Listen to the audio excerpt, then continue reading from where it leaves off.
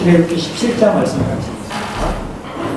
성도님들은 서기왕 롯펠러라는 사람을 들어보셨죠? 또 철도왕 벤더빌트, 또 피츠버그인가 옛날에 카네기 있죠? 철도왕 카네기. 어마어마한 부자들을 잘 알고 있죠. 근데 현대 또 그 앞에 시대 르네상스라는 걸 만든 이탈리아 피렌체 메디치가라는 어마어마한 가문이죠. 르네상스가 그 사람들 덕분에 만들어진, 또 세계 금융을 좌지우지하는 지금까지도 지배하고 있는 로스차일드 가문이라는 어마어마한 부자들도 아마 들어보셨었죠. 그런데 이런 모든 부자들의 선구자가 있거든요. 이런 모든 부자들의 선구자, 그 사람이 누군가 하면 야콥 푸거라는 사람이에요. 야콥 푸거.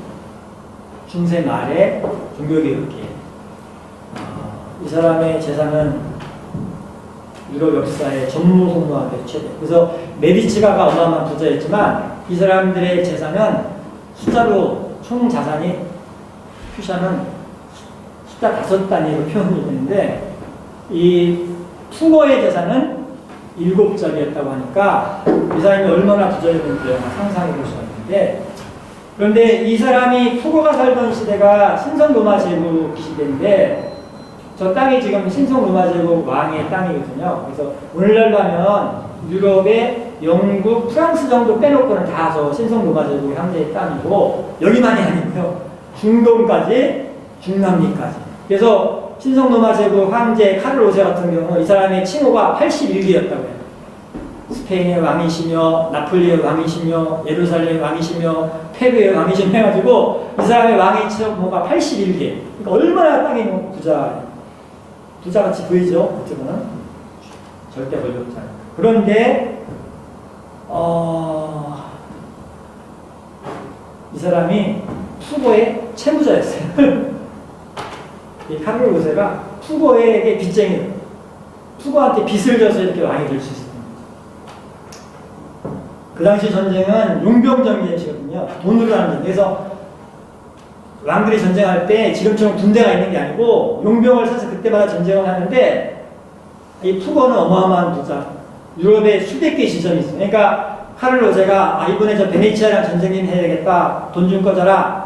그러면 얼마 필요합니까? 3억 불. 아, 그래요? 그럼 꺼줄게요. 신하들 보내서. 하면 카를 5세가 저 오스트리아 빈 지점에, 푸거 지점에 사람을 보내면 거기 지점에서 카를 5세 계좌에 3억 대출, 계좌에 딱 적고 대출 증명서 딱 주면 그 신하가 그걸 들고 말 타고 가가지고 스위스 쭈리 지점 가가지고 푸거 지점에 딱 내면 거기 지점에서 또 푸거 직원이 계좌, 카를 5세 계좌에 5억 입금, 아니 3억 불 입금해놓고, 그 다음에 지금 얼마 필요해?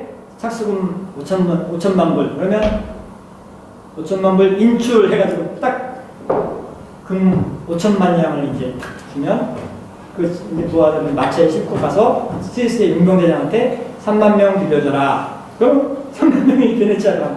그런 식으로 전쟁하던 시대니까 이 합수부르크 가문이 원래 변변치 못한 가문이었는데 유럽에 이 사람이 그 가문의 이 아버지가 이 푸거를 만나가지고 푸거 때문에 저런 어마어마한 황제가 될 수가 있었던 거예요. 계속 돈을 빌려주니까 전쟁을 해서. 그런데 왕만 그런 게 아니고 황제만 그런 게 아니고 그 당시에 교황이나 주교들도 다 빚쟁이였어요. 푸거한테. 그 당시에 교황이 레오 10세인데요. 레오 10세 자체도 부자예요. 메디치가의 차남이에요. 메디치가가 큰아들은 사업을 해서 유럽을 다스리는 그런 큰 부자로 이렇게 살게 하고, 둘째는 너는 저쪽 교회에 가서 거기서 권력을 차지하고, 이 둘째를 아버지가 13살 된 아들을 추기경을 사준 거예요. 아들 꼬맹이를, 아린이가 꼬맹이를 데려가서 너 오늘부터 추기경이다. 돈 주고 사준 거예요. 그래서 이 사람이 16살부터 추기경.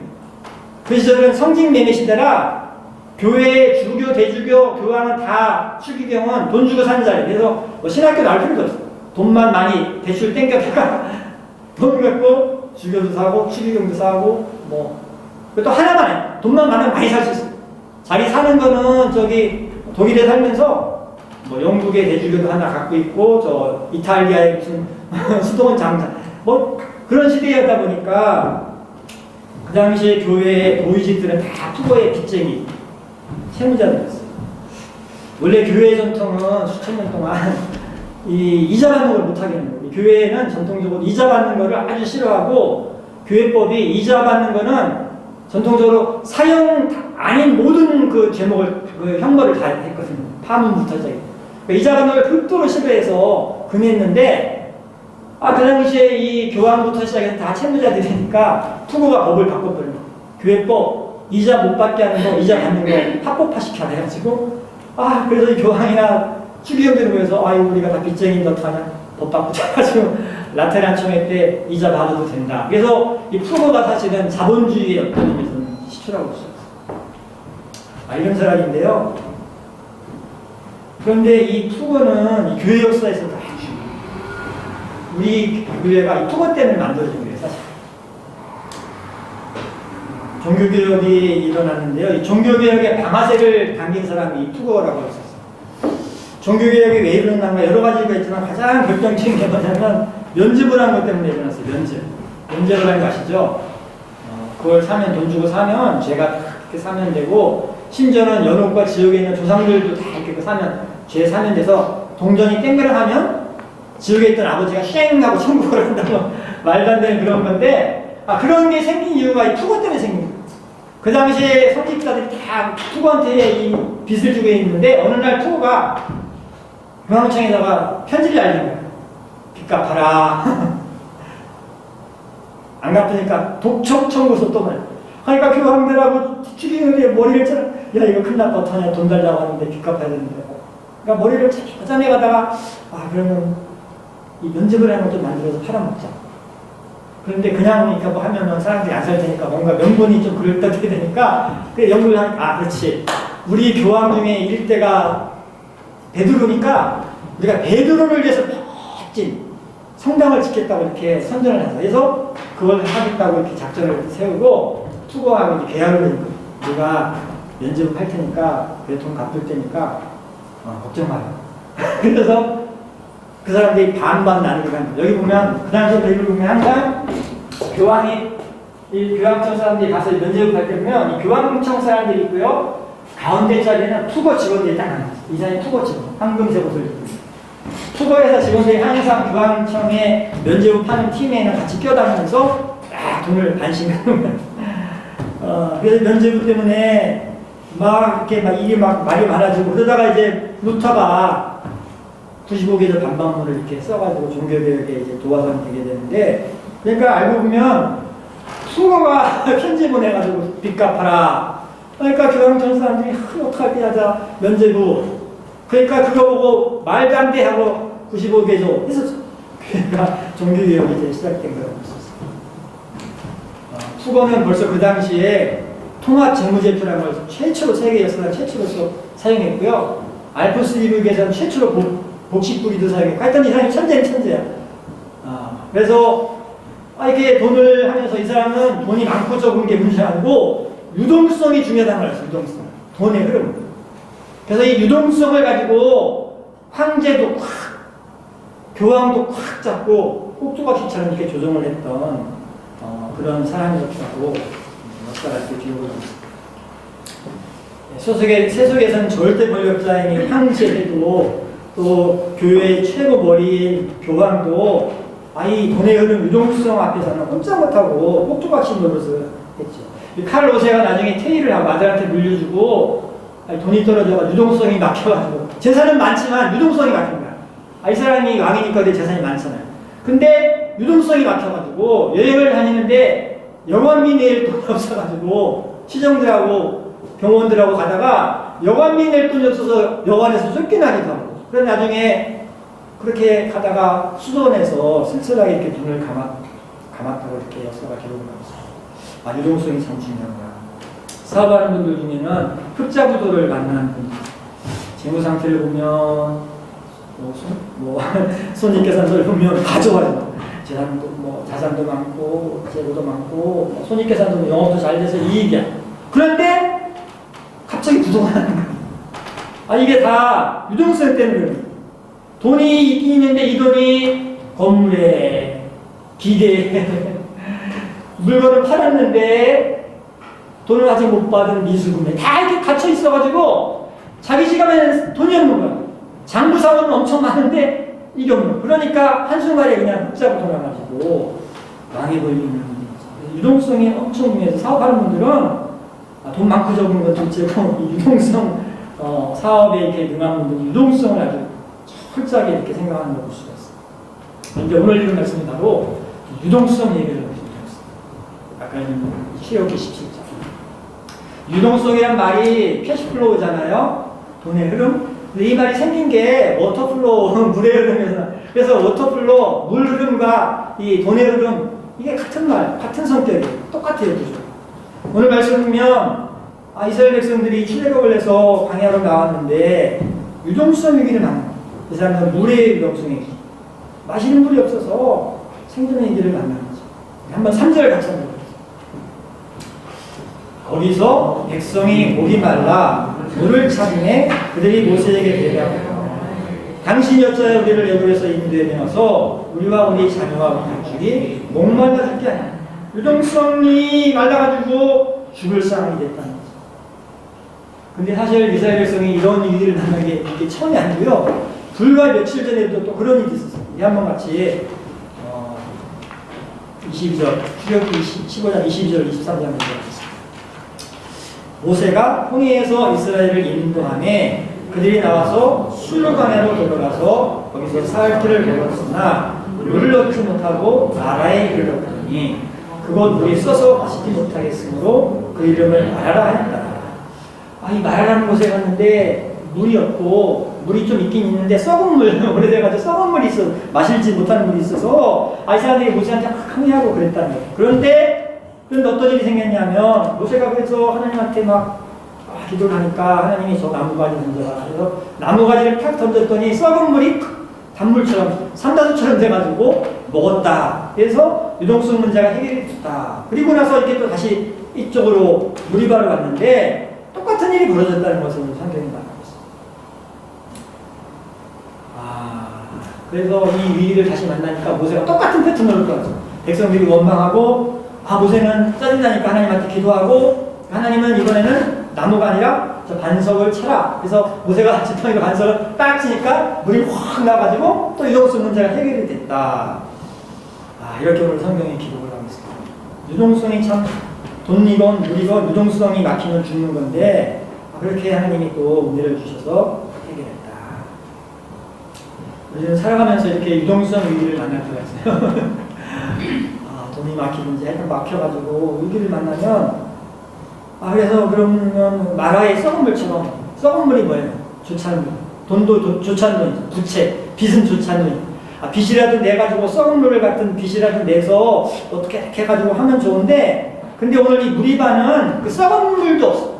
돈도 빌릴 데가 없어. 더 이상 빚이 꽉 차가지고 이제 이렇게 대출이고 뭐고 얻을 데도 없어. 그래서 그런 상황을 만나가지고 막막하고 절망적이고 그런 상황이 만날 그럴 때가 있잖아요. 그런데 이런 유동성의 얘기를 만나면 물이건 돈이건 그러면 뭐가 등장하는가 하면 시험이라는 단어가 등장해요. 시험. 그럼 위기가 임하면 항상 등장하는 단어가 있는데 시험. 오늘 이 성경에도 보면 이 시험이라는 단어가 등장합니다. 17장 2절 한번 다시 출애굽기 17장 2절. 백성이 모세와 다투고 이르되 우리에게 물을 주어 마시자라. 모세가 그들에게 이르되 너희가 어찌하여 나와 다투느냐 너희가 어찌하여 여호와를 시험하느냐. 그래서 여기 나오죠. 낮춤 이런 말. 시험. 또 17장 7절에도 또 시험을 같이 한번 읽어보겠습니다. 그가 그곳 이름을 마사 또는 무리바라 불렀으니 이는 이스라엘 자손이 좋습니다. 또는 그들이 여호와를 시험하여 이르기를 여호와께서 우리 중에 계신가 아니 계신가 하였습니다. 여호와가 진짜 계신 거야? 안 계신 거야? 하나님이 계신데 왜 이러지? 이러면서 시험이 들었다는 거예요. 유동성의 위기를 만나면 그 다음에 등장하는 게 뭔가 하면 시험이 우리 마음속에 시험이 들기도 하고 우리가 하나님을 시험하기도 하고 하여튼 시험이 이렇게 나타나는 것을 볼 수 있어요. 하나님이 정말 살아계신가? 하나님이신데 왜 이러지? 하면서 내가 지금까지 예수 믿고 교회 다니는 게 흡수건가? 이런 같은 여러 가지 생각이 들면서 시험 때문에 괴로워하고 힘들고 고민하고 그래서 또 나름대로 부르짖고 기도하고 그러면서 이렇게 힘든 시간들을 지날 때가 있어요. 우리가 사막과 같은 강야를 지나다가 물이 없고 유동성이 막히면 어떻게 되죠? 그러면은 물을 구해야 되는데 물을 구할 방법이 사막에서는 두 가지 정도가 있어요. 하나는 위에서 하늘에서 비가 내리는 겁니다. 사막이라고 비가 한 번도 안 오는 건 아니고요. 가끔씩 비가 오거든요. 아무리 사한 사막 같은데도. 그래서 갑자기 사막에 비가 내릴 때가 있어요. 그러면 어마어마한 비가 내리면 사막에도 강이 생기는 갑자기. 와디라고 하는데요. 중동에 가면 이 와디라는. 그래서 갑자기 강이 생겨요, 사막에. 하늘에서 갑자기 비가 내려요. 그런 일이 생기면 비가 내리면 물이 생길 수 있죠. 마치 캐시플로의 이동수동이 생긴 문제가 생기면 사람들이 로또 복권 사가지고 그 당첨 확률이 사막에 물 내리는 것보다 더 낮은 이 로또 복권 그거 제가 많이 끌어먹고 다니면서 1등 당첨되기를 바라는 것처럼 그렇게 하늘에서 뭔가 떨어져가지고 해결되기를 바라는 그런 모습이 하나의 해결책이 될 수 있고 아니면 땅 파는 거죠. 아무리 사막이라도 지하에 물이 있으니까 수맥도 있고 그래서 지하수가 있으니까 오아시스라는 게 있잖아요. 땅을 파가지고 깊게 파면 어쨌든 물이 나올 테니까 그렇게 해결을 해야 되는데 캐시플로우 문제 있는 사람이 뭐 대리운전을 하든지 무슨 뭐라도 해가지고 이렇게 돈을 좀 벌려고 하는 그런 노력을 하는 것처럼 뭔가 이렇게 하는 건데 그런데 오늘 물이 나오는 건 그런 방법이 아니고 마라에서는 썩은 물에 나무 던져 넣어서 물이 나오고 여기에서는 바위에서 낮에 뜨거운 햇빛을 받아서 달구어져가지고 뜨끈뜨끈한 그 바위에서 물이 쏟아져 나와가지고 그래서 그 유동성의 문제가 해결됐다는 것을 말하고 있습니다. 여기서는 나뭇가지가 돌이 중요한 말입니다. 저거는 그냥 독일 풀고 하나님의 은혜가 임할 때에 유동성의 문제가 해결된다는 것을 성경에 우리에게 말씀하고 있습니다. 하나님의 은혜가 임했다. 그러니까 문제가 해결됐다는 것을 말씀하고 있습니다. 오늘 말씀은 우리가 유동성의 위기 같은 어떤 인생의 위기를 만날 때 우리가 어떻게 대응해야 되나 그걸 가르쳐 주고 있는데 유동성의 위기가 생기고 어떤 생존의 위기가 닥칠 때 사람들은 흔히 하는 게 너무 힘드니까 막 절망하고 불평하고 옆에 있는 사람 막 짜증내고 옆에 있는 모세한테 막 저주하고 막 이렇게 하면서 그러다 시험이 들고 신앙의 위기가 오고 이렇게 해가지고 살아가는 경우가 있는데 그러면 안 된다. 또 하나님의 은혜가 있다는 것을 기억해야 된다는 것을 말하고 있습니다. 바위에서 물을 만드시는 전무하신 하나님의 은혜가 있다는 것을 기억하는 것을 말하고 있습니다. 뜨거운 강야를 가다가 유동성 위기를 만났던 또 한 사람이 있는데요. 성경에 보면 하갈과 이스마엘이 그런 똑같은 위기를 만났습니다. 창세기 보면 하갈과 이스마엘이 아브라함의 집에서 살다가 안방주인 사라가 미워해가지고 하루아침에 쫓겨나는데 뭐 많이 띄워주지도 않고 떡 한 덩이랑 물 한 가죽 부대를 주고 나가라 해가지고 하갈하고 이스마엘이 그거 가지고 베르사바 사막을 이렇게 헤매다가 물이 떨어지니까 어린 아들이 이렇게 땅바닥이 널브러져 있고 엄마 하갈은 그걸 막 너무너무 이렇게 안타깝게 울면서 바라보는 그런 상황이 벌어졌었습니다. 유동성의 위기를 만난 거지. 근데 그럴 때 그런 위기를 만났을 때 하갈이 한 행동이 좀 특이한 행동을 한번 같이 창세기 21장 16절을 읽어보겠습니다.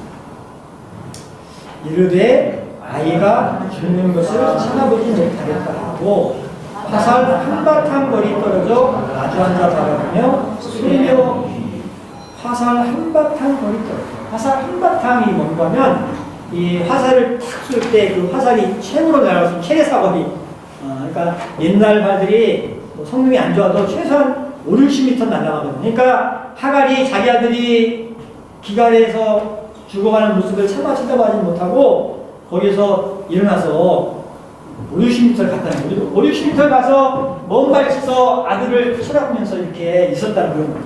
화살 한바탕 거리를 떨어졌어요. 그런데 거기에서 이렇게 있는데 놀라운 일은 거기에서 해법을 찾아내는 거예요. 이 하갈이 한 행동을 오늘날 현대식 표현으로 하면요, 고통의 객관화라고 해서 고통의 객관화. 우리가 어떤 고통을 당하면 머리를 거기에 팍 쳐놓고 고통의 그 자리에 있게 있으면 세상 모든 게 다 고통이 다인 것처럼 보여요.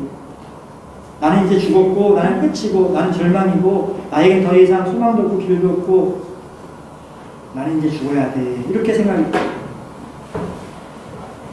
사람은 보통 고통을 당하면 그렇게 돼요. 그런데 하갈은 그렇지 않고 떨어진 거예요. 자기 문제와 고통의 자리에서 떨어져서 고통을 객관화시키는 거예요. 그러니까 고통이 똑같은 현장이고 똑같은 상황이지만 작아졌고 이렇게 보이고 그러면서 떨어진 자리에서 이렇게 보니까 샘물이 있어가지고 그 샘물을 보고 논입대에서 샘물을 보고 다시 가서 가죽 부대에 갔다가 물을 채워서 아들에게 먹였다고 이렇게. 우리 한번 같이 21장 19절 읽어보겠습니다. 하나님이 하갈의 눈을 밝히셨으므로 샘물을 보고 가서 가죽 부대에 물을 채워다가 그 아이에게 마시니라. 아마 하갈이 이렇게 한바탕 거리 떨어지지 않고 계속 아들 붙잡고 눈이 죽었어 하면서 그 자리에서 계속 있었으면 그 샘물을 발견하지 못했어요. 그런데 이 하갈이 한바탕 거리를 멀리 떨어져서 이렇게 가서 자기의 고통을 객관화시키고 나서 거기서 이렇게 보니까 샘물을 보고 그래서 또 사는 그런 은혜와 해법을 찾아냈다는 것을 말하고 있습니다. 우리가 인생을 살다가 위기를 만났다는데요. 위기를 만날 때는 유동성의 위기를 만나고 무슨 위기를 만나고 그 자리에서 이렇게 콕 컴치해 있으면 안 되고 그때는 이렇게 고개를 들고 그 자리를 좀 떠나서 객관화시키는 게 그러면 해법도 나오고 방법도 찾고 길이 열리는 것을 볼 수 있습니다. 하갈은 그렇게 해결했다고 성경이 말하고 있습니다. 처남 아들이 하나 있는데 처남 독자가 있는데 얘가 이번에 고3인데 시험이 다 떨어져서 근데 어떻게 하고 저한테 물어봤더니 일본 여행 갔대요. 그래서 잘했네. 집에서 방구석에 이불 이렇게 뒤집어 쓰고 나 이제 어떡하지 하면 그게 해봤더니 그건 그래 풀고 일본 갔다 오는 바람 쐬고 재수하지 뭐 가실 거 이렇게 해서 또 하는 거지 뭐. 잘했다고 그래요. 우리가 인생의 위기를 만나면 유동성의 위기를 만나면 이스라엘 백성들처럼 원망하고 짜증내고 그래서 모세한테 막 떼써가지고 모세가 기도해서 나뭇가지가 물이 이렇게 되고 반석에서 물이 나고 이렇게 해결되는 방법도 있고요. 아니면 하갈처럼 그 자리에서 좀 떨어져서 객관화시켜서 이렇게 좀 이렇게 다른 방법, 해법을 찾아내는 방법. 이 방법도 좋고 저 방법도 좋아요. 다 방법이에요. 근데 그게 중요한 게 아니고 더 중요한 거는 하나님이 계신다는 거. 그리고 하나님은 은혜를 주신다는 것을 성경은 말씀하고 있습니다. 마라에서는 나뭇가지를 이용해서 유동성을 공급해 주셨고, 또 무리바에서는 반석에서 물이 나와서 유동성을 공급해 주셨고, 아까 이 하갈 같은 경우 두엘사바에서는 안 보이던 이 샘물을 봐가지고 거기서 유동성을 공급해 주셨다는 것을 말씀하고 있습니다. 여러분, 이 하나님은 전능하신 하나님이신 줄 믿으실 수 있기를 바랍니다. 위기가 있고 우리가 위기를 만나도 그게 다가 아니다. 우리한테 하나님이 계시고 하나님은 전능하시고 더 좋은 것은 은혜를 주신다는 것을 기억하시면서 여러분과 제가 인생의 위기를 만날 때마다 전능하신 하나님의 은혜를 바라보시면서 그 위기를 벗어나시고 극복하시고 살아가시는 축복을 받으실 수 있기를 바랍니다. 한번 기도하겠습니다. 하나님, 우리가 인생의 위기를 만날 때 하나님의 은혜가 임하는 줄 믿습니다. 하나님께서 우리에게 은혜를 주시는 것을 바라보게 하시고 그 은혜를 받고 위기를 넘어가는 하나님의 은혜를 받는 하나님의 축복을 받는 그런 삶이 되도록 은혜를 베풀어달라고 한번 다 같이 기도하시겠습니다. 사랑하는